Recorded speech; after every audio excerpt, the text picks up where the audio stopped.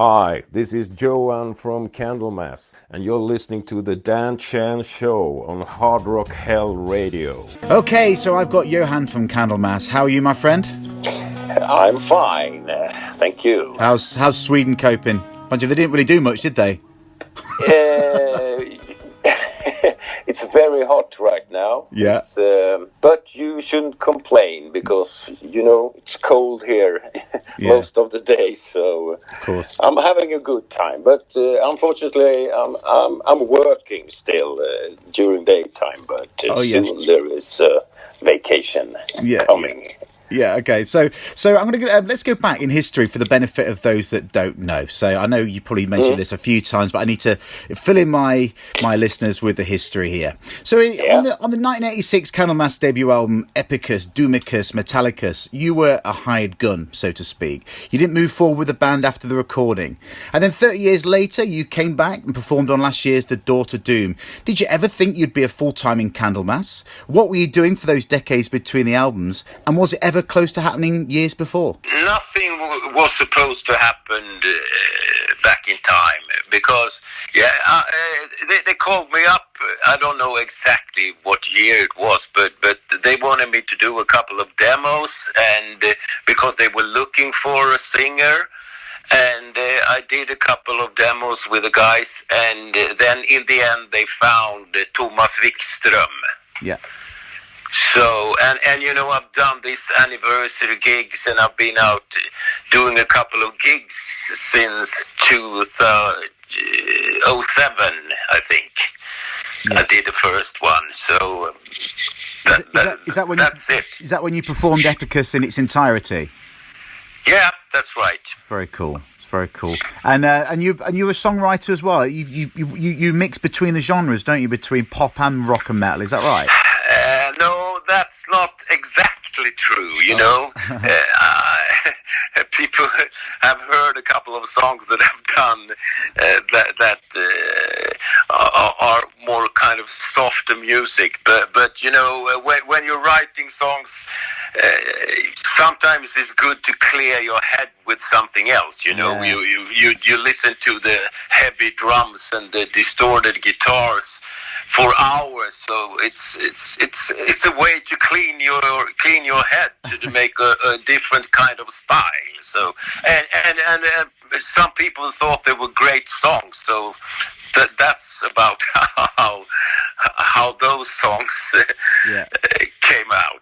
So did you, when you rejoined when you joined the band in 2018, did you feel like that was the first time you joined the band? That was like the first time you'd actually joined the band, right? Is that how it felt? Yeah. That was the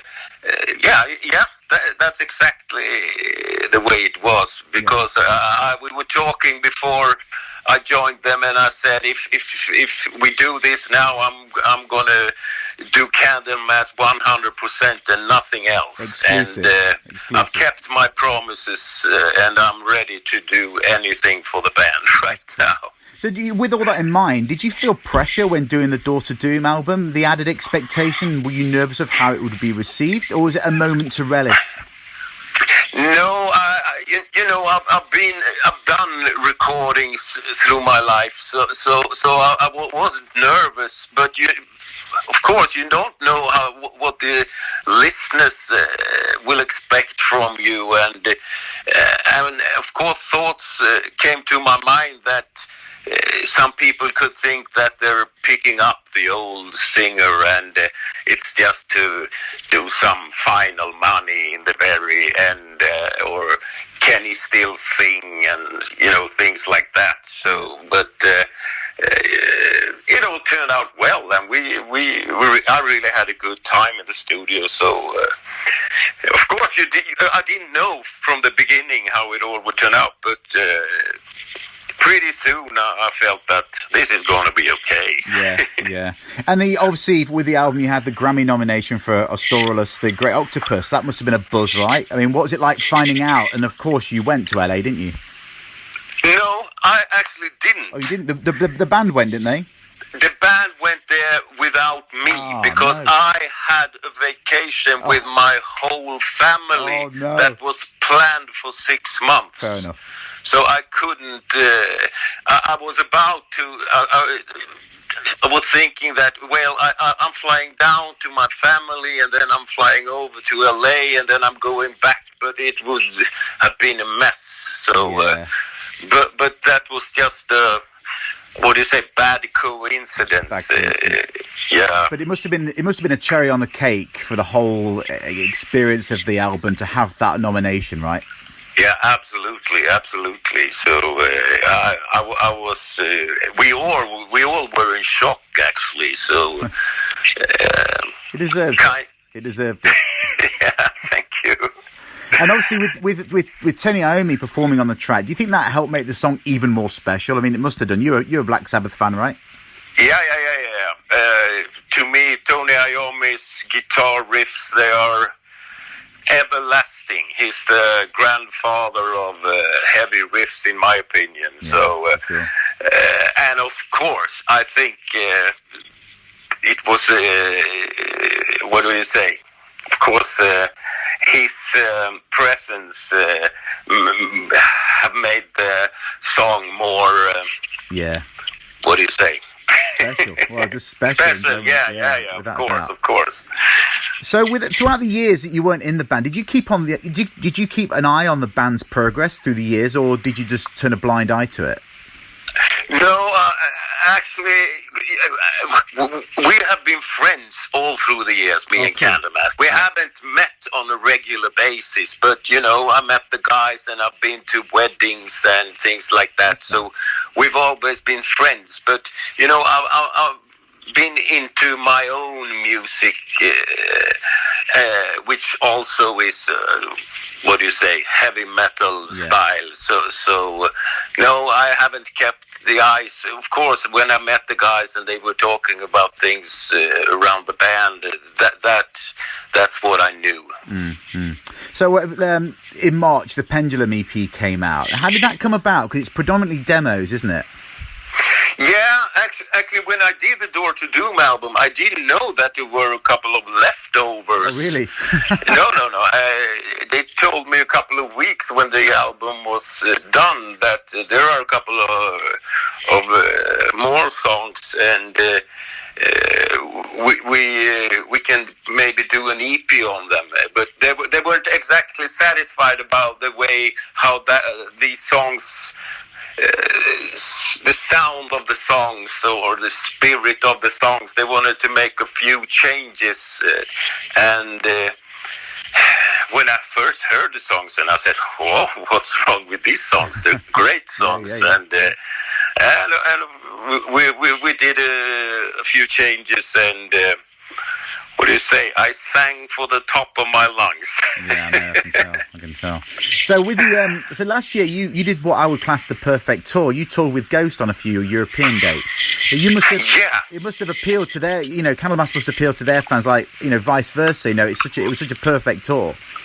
Yeah, I believe so, because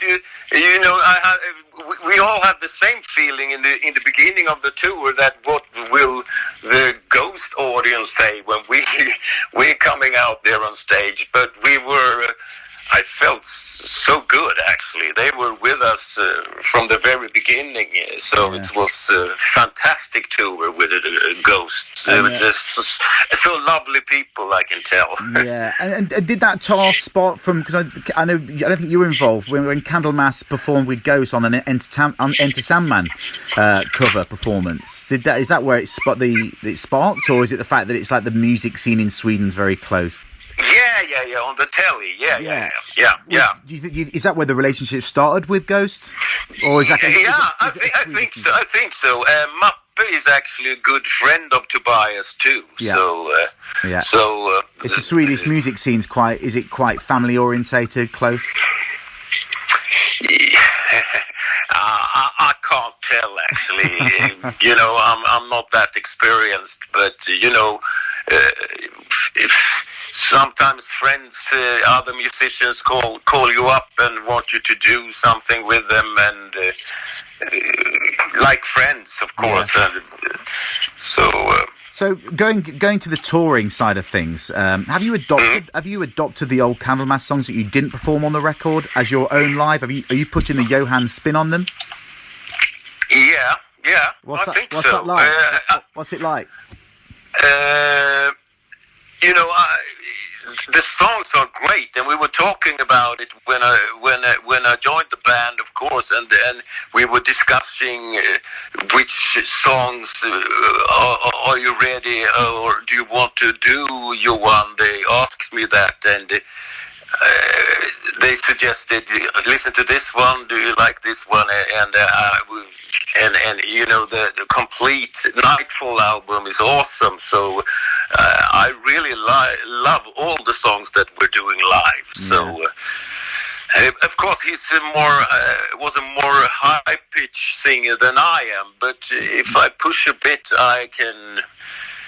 I'm up there too, I think. A bit distorted, but anyway. You still do it in tune. So going back to Epicus, do you think? Yeah. I've been thinking about this. I listened to it the last couple of days for the first time in a while. I mean, do you think Epicus can be likened to, say, the film Shawshank Redemption? You know, at first not overly popular, but then as the years go by, it gets called a classic. Yeah. And I've read so that they're on a couple of lists where it says so. Oh, yeah. Yeah. And of course it was very unique in 1986 to do songs like the Epicus songs. So yeah, definitely, absolutely. Because at first, I think it got more gravity over the years. The album has, and it is a classic. So that's why I said it. Like the film Shawshank Redemption, it flopped at the cinema, but now it's one of everyone's favourite films. You know, it's one of those albums, I think. Oh, okay. So last but not least, obviously with all the pandemic and the world being in the state it's in, what's the future for Candlemass, and what's the obviously more records, and obviously tours are going to be rearranged, right? Our ambition is absolutely to do more records. Great. I can tell. I can promise you there will be one or two, but that I can say, because I really don't want to stop this thing right now, because unfortunately this Corona thing happened and stopped everything. But I'm frustrated and ready to get on the road. Go on the road and play again. So what's have tours been rearranged now? I think you said, I read that the US tour's been rearranged. Yeah, they put forward 1 year, I think. Yeah. So it's at least we know that 2021 will be a pretty good year. Yeah, but that's good. I hope it all starts up right now in the end of the summer. But you never know, because the restrictions are so different in every country, I think. So, but I think it's loosened up a bit somewhere. Yeah, in it is. A couple of other countries. I don't know exactly. Yeah, it's going to be an interesting sort of like year now to see if gigs that have been planned for January actually get to go ahead, but let's hope so. Yeah. Well, Johan, thanks so much for joining me, and good luck with everything in the future. Thank you, Daniel. Nice talking to you.